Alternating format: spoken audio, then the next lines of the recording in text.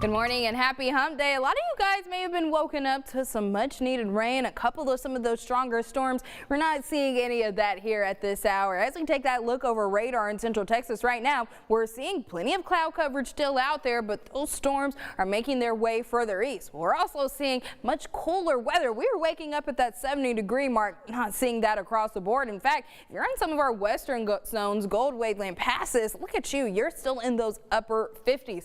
Lower 60s here in Waco and Temple, and then Brazos Valley, you're topping out into those mid to lower 60s. So a nice morning overall, especially because, as I mentioned, this rain is going to continue to move out as we take this hour by hour. We'll continue to be left with some of that cloudy coverage for the morning, but then as we go into your afternoon, look at this. Sunshine starts to make its way out, a little less cloud coverage, and then by the time you start to head home from work, plenty of sunshine out there for any of those outdoor plans you have this afternoon. And depending on how nice it's going to be outside, I'm going to show you those temperatures there in a second. You may want to get outdoors. So I said I was going to answer the question about how much rain we got. So we were expecting anywhere upwards of 4 inches. We didn't quite get that much, but any little bit helps, especially with this drought situation we're facing. We still got over an inch in many areas in our western zones, over an inch in Killeen, Temple, and Passes, a little less than an inch in some of our eastern zones where the drought situation isn't quite that bad. So here's our current drought monitor.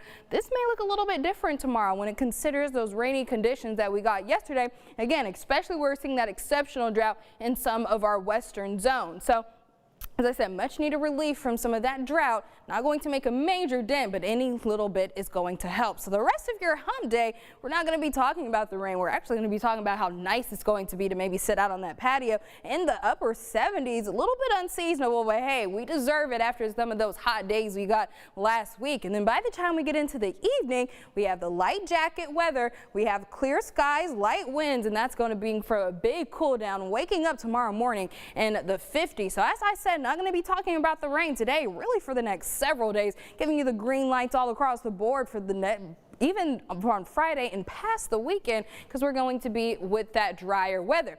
As far as the cooler weather, we're going to see that here for one more day. Look at your Thursday. We're still going to be below average for those highs. And then Friday, we get to right about seasonable. But then once we get into the weekend, that 90-degree weather is back just in time for some of those Memorial Day barbecues. And it just doesn't go anywhere as we go into this next month. So your Memorial Day going to be topping out in the lower 90s. Some areas may reach those mid-90s by the time you head out for those barbecues. And then by your Tuesday, that's exactly where we're sticking around. The warm, hot weather is back here in central Texas. A little bit of good news though, the dry air is going to mix in with some of that moist air, so it won't be quite as humid out there, but still enough to maybe jump in the pool.